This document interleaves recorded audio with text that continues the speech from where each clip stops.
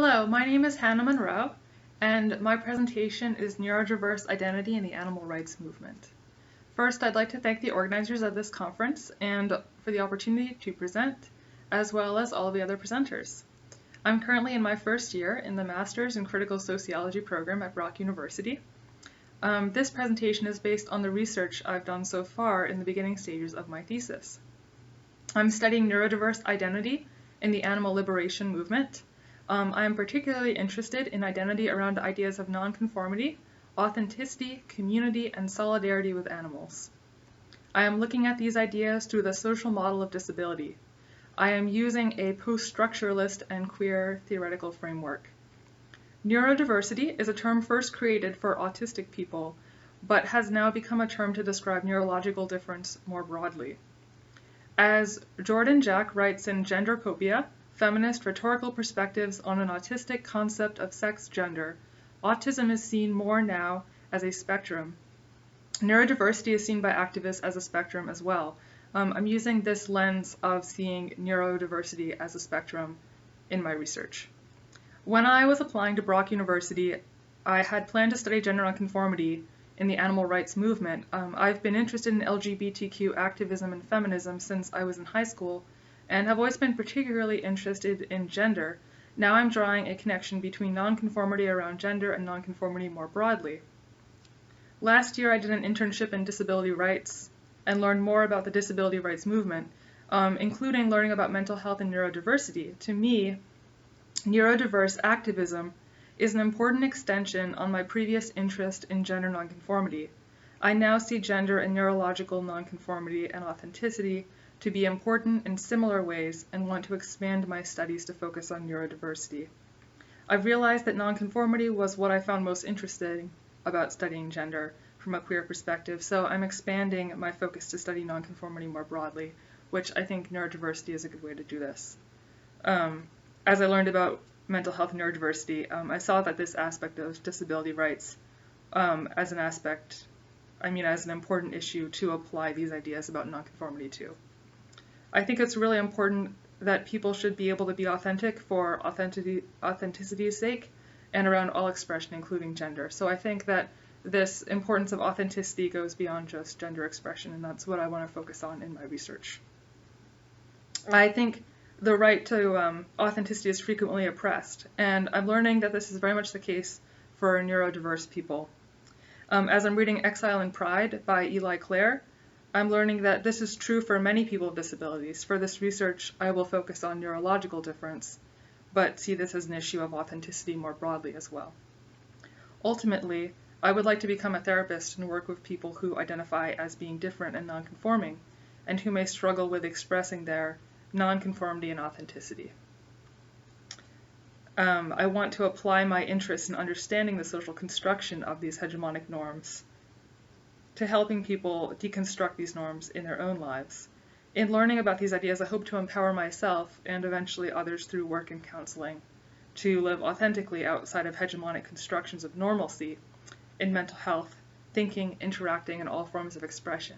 I had previously been considering getting a PhD, but upon starting to learn about neurodiversity, I realized that it would be good to be working with people as a therapist, and that I would enjoy working with people in that way and applying these academic ideas to better understanding how people negotiate social norms.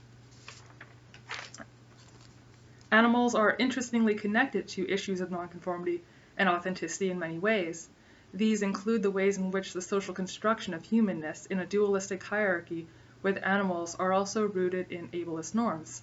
Another way is our attempt to control animals and make them conform to our social norms through domestication, including violence such as shocking animals, as is discussed by Adams and Socha in the essay Shocking into Submission in Earth, Animal, and Disability Liberation. They argue that people with disabilities are also subjected to this cruelty and attempts to make them conform through shock therapy. Animals and people with disabilities can also be allies in solidarity as they face the oppression of these hegemonic ideas of normalcy. In this presentation, I will discuss my research so far for my literature review of my thesis, covering theory and previous research on my topic. In addition to talking about disability rights and animal rights, I will also bring in some research I have found about gender and neurodiversity, because I think it highlights some really fascinating and empowering points about neurodiverse identity and nonconformity in the neurodiverse community. I'm still figuring out how gender may fit into my thesis research, but I definitely want to bring it in for this reason, and for the reason that it's what I focused on in the past and still find it very interesting. I think gender is a really interesting way that people express nonconformity, and I think that the construction of these norms is so interesting because of their prevalence and rigidness in hegemonic culture. As I'm using the framework of the social model of disability, I will begin by discussing the work of Michael Oliver in The Politics of Disablement. It's important to point out that the language Michael Oliver and Eli Clare use of using the term disabled people, Oliver chooses to use this term, arguing that although, and I quote, many able-bodied professionals and some disabled people argue that you should use person-first language, many disabled people feel that being disabled is central to their identity and inseparable from their identity. And this is an issue expressed by neurodiverse people as well, such as how autistic people want to be considered called autistic people and not people with autism, because being autistic is part of their identity. Oliver cites Foucault's work around madness and civilization, saying a key point to Foucault's ideas is that madness is constructed in a dualism with quote-unquote unmadness, which Oliver translates to the dualism of reason and unreason relying on each other. Foucault analyzed the medicalization of mental differences, the view that they need to be cured. Oliver says that throughout the 20th century, society was increasingly medicalized, with conditions being seen as treatable rather than as caused by moral and social factors, which also had a complicated and often problematic past, as Eli Clare writes in Exile and Pride. Clare writes that disabled people were seen as people who had sinned and were being punished. The idea was that there was something wrong with the individual beyond their disability, and there were many struggles over which conditions and identities should be medicalized and which shouldn't, such as the medicalization and demedicalization of homosexuality. Clare also talks about the medicalization of queer people, through homosexuality being classified as a psychiatric disorder up until 1973, and gender dysphoria still being classified as such. This points to an interesting point and connection to gender and queer studies, and demonstrates the social construction of the view of conditions as medical rather than identities. Today, gender dysphoria is medicalized in the DSM, which means that the medicalization of trans people, having one's identity medicalized, is complicated because, on the one hand, it enables one to get some access for healthcare for struggles that one may experience with one's identity, but as this disability theory from Clare and Oliver points out, it can take away one's ownership of identity as a source of pride, and that's something that Clare talks about in Exile and Pride. Neurodiverse people can experience mental health conditions, and treatment of comorbid conditions like depression or anxiety can be helpful, but many identify with neurodiversity and don't see the neurodiversity itself as an illness to be cured.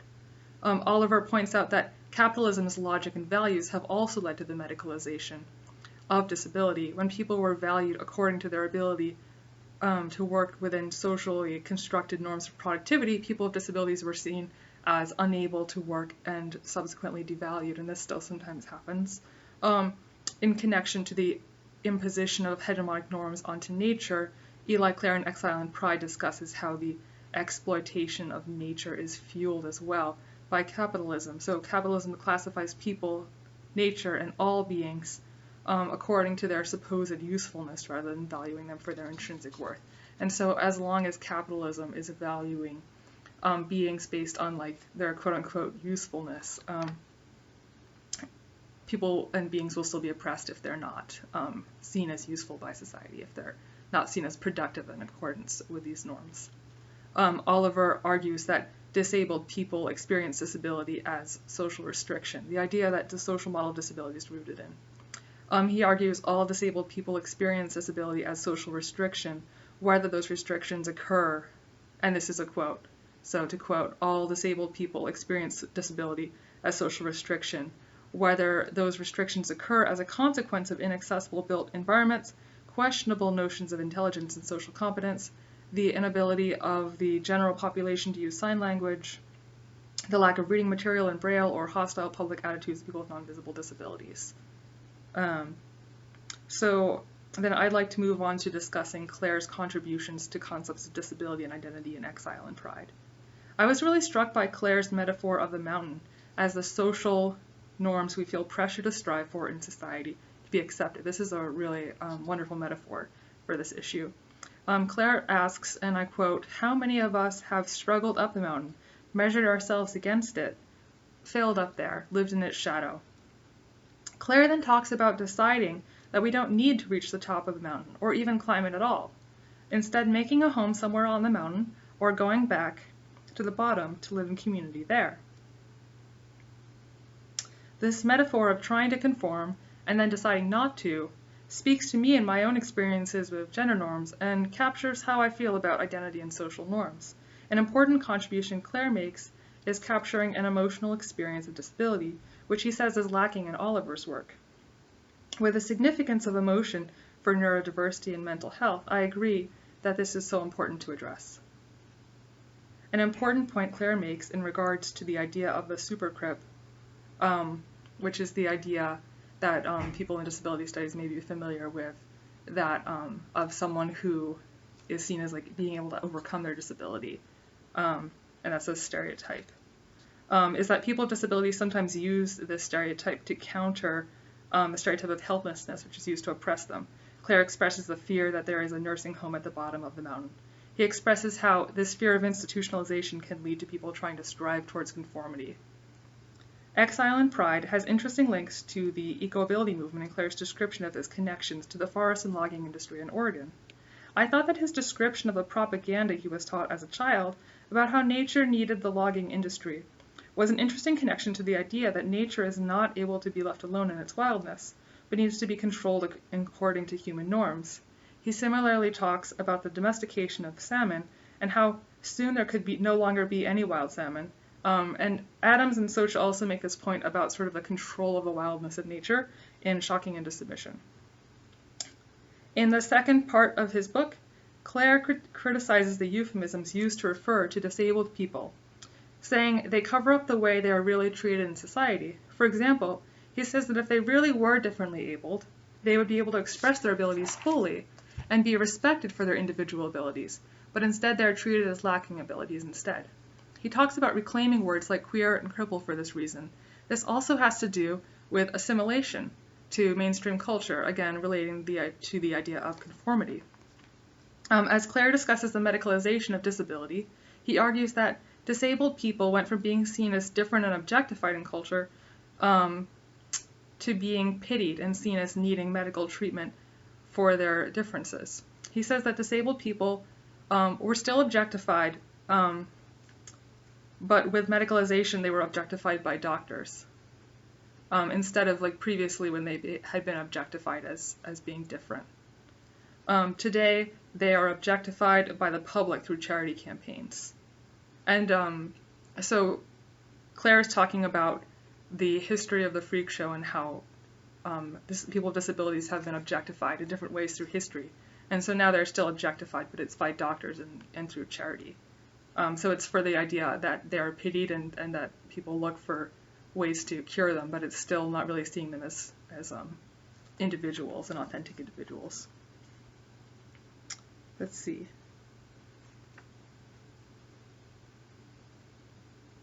Today, today they are objectified by the public through charity campaigns. And we can see this in depictions of neurodiverse people as helpless. These depictions don't address the agency and claimed identities of neurodiverse and other disabled people, instead showing them only as in need of a cure and to be taken care of. Jordan Jack addresses this in Gendercopia, saying that the way autism is thought about is very much culturally constructed. Ideas around treatment of autism are connected to stereotypes and social trends. This in part explains changes in medical understandings of autism over the years. Many autistic people have spoken out against the medicalization of autism. She writes, drawing on insights from disability studies, these individuals argue that autism is better understood as difference rather than disability, as an alternative way of thinking, communicating, and interacting with the world. And that's a quote from Gendercopia. The disability rights movement fought this objectification through direct action and arguments to be listened to and to have their authenticity respected. Through the activism I participated in last year, I learned the phrase, "nothing about us without us." And this captures that mentality of needing to have a voice in activism instead of being treated and pitied as needing someone to speak for them. Clare says that while some disabled people can benefit from medical care, it is more important to the disability rights movement to work for civil rights than for cures. These activists created disability culture. Clare says, "We want to be seen for our true identities, not gawked at." Clare goes on to discuss the intersections of queer nonconformity with disability nonconformity. As I said in the beginning of this presentation, gender expression is a connection I make as well, so this is really interesting for me. Clare says that queer people are also seen as outside of social norms. Queer culture fights the stigma from this devaluation by celebrating difference and diversity. This pride can also exist in the authenticity and nonconformity of the neurodiverse community, although neurodiverse people are often shamed for their eccentricities and divergences from what is considered normal in society. And so I'd like to discuss the intersection of gender nonconformity with disability. Clare talks about how he never related to femininity as a child. Clare's assertion about the liberation from gender conformity that his disability gave him was a really great connection. He writes, and I quote, "I think about my disabled body, how as a teenager I escaped the endless pressure to have a boyfriend, to shave my legs, to wear makeup. The same lies that cast me as genderless, asexual, and undesirable also framed a space in which I was left alone to be my quiet, bookish, tomboy self, neither girl nor boy." This quote really stood out to me because it closely connected to other work about gender and disability from the article Gendercopia, Feminist Rhetorical Perspectives on an Autistic Concept of Sex Gender by Jordan Jack. Jack discusses gender identity of some autistic people, which for their perspectives she's discussing tends towards being nonconforming. Many autistic people don't identify as gender nonconforming, but the ones who do have some very interesting ideas about gender. Jack says that some studies have found higher percentages of autistic people identifying as LGBTQ than with non-autistic people. I think looking at gender nonconformity among autistic people could be applied to understanding nonconformity among neurodiverse people more generally. Jack makes the interesting argument that due both to their ability to denaturalize social norms, and this is a quote, so due both to their ability to denaturalize social norms and to their neurological differences, autistic individuals can offer novel insights into gender as a social process. In this way, autistic perspectives on gender have much to contribute to gender studies. Jack writes that autistic people have rhetorical ways of thinking about gender in attempts to define their own gender identities. As I discussed earlier, some autistic individuals argue that autism should be seen as, and I quote, an alternative way of thinking. Looking at gender shows one such way autistic people may think about norms differently. My overall argument with this project is to look at nonconformity in the neurodiverse community, and I think this example of gender highlights a liberatory potential of neurodiverse ways of thinking about norms. Jack writes that gender conformity and identification have been considered a key part of development. So a tendency to not engage in traditional norms around gender could be one way autistic people are viewed as developmentally disabled. But from my queer perspective, I would ask, is a lack of conformity to something so socially constructed and unnecessarily restrictive of expression as gender really a sign of a disability?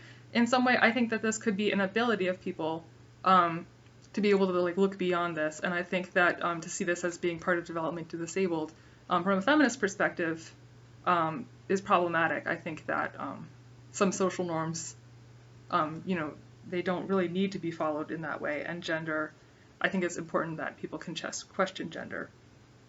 However, it's important to note that the unclearness of identity and feeling of disattachment to neurotypical understandings of gender can be confusing and in that way painful for autistic people to deal with.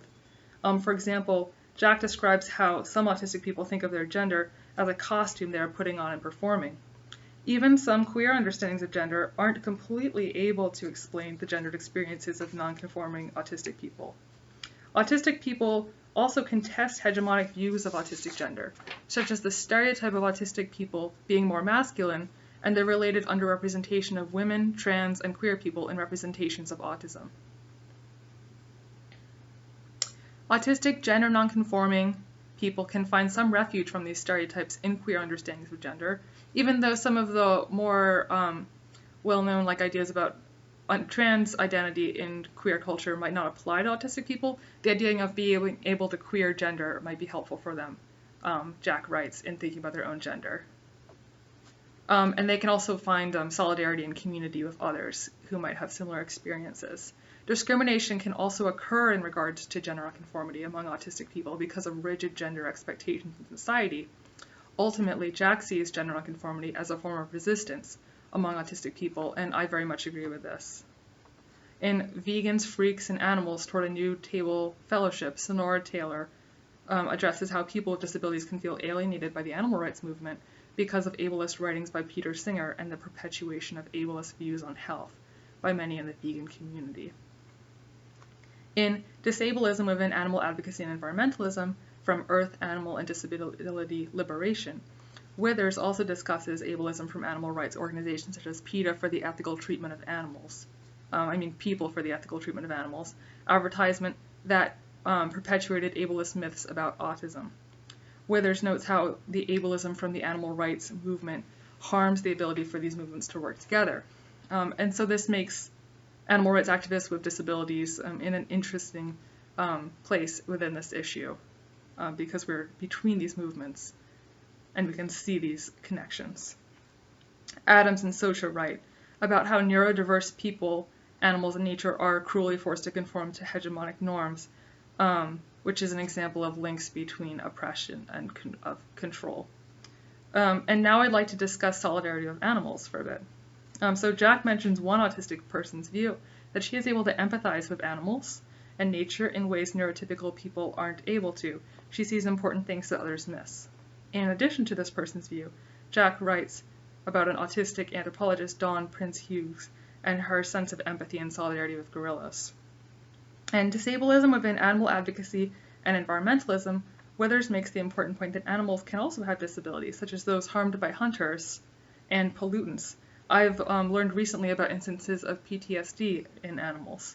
I would like to study the idea of the neurodiversity among animals as well, and sort of more positive example of neurodiversity and of disability as part of identity. Because a lot of these examples of disability in animals, such as being harmed by hunters or being harmed by factory farming or testing, address negative differences and harms. In Vegans, Freaks, and Animals, Sunaura Taylor analyzes how veganism is seen as abnormal in culture. This way of thinking about veganism and animal rights is in connection to the idea of normalcy, has interesting implications for the disability rights movement, and particularly the neurodiversity movement. Taylor says it is often seen as abnormal to care about animals in American culture, describing the time in the late 1800s when doctors would diagnose animal rights activists, and mostly women, with zoophile psychosis, to dismiss their concerns about animal rights as a sign of mental illness. I think this is an important issue to explore in studying connections between animal liberation and neurodiversity movements, because in our current society, people's diverse mental conditions are also dismissed as illnesses and disabilities, when they are not always viewed that way by the people who have them. Taylor's ideas are intersectional, as she writes about being white and the privilege she has despite being a woman with a disability. In conclusion, I am interested in studying neurodiverse identity in the animal liberation movement because I am interested in how individuals navigate and deconstruct social norms perpetuated by an ableist society. Previous research demonstrates that human and non-human animals face oppression and restriction on their freedom of self-expression because of these norms. I have decided to expand my interest in gender nonconformity to looking at nonconformity in expression more broadly.